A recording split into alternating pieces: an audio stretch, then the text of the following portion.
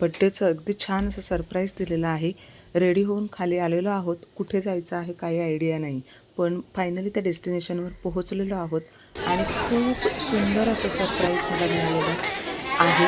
तर अगदी मी क्षणभरासाठी मला त्याला सुचलं सांगितलं.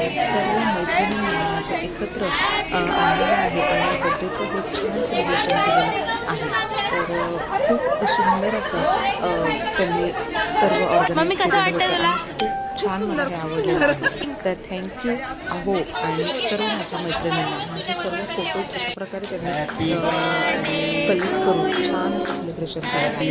तर संपूर्ण व्हिडिओ लवकरच येईल, तर व्हिडिओ नक्की पहा आणि धन्यवाद वन्स अगेन आणि थँक्यू.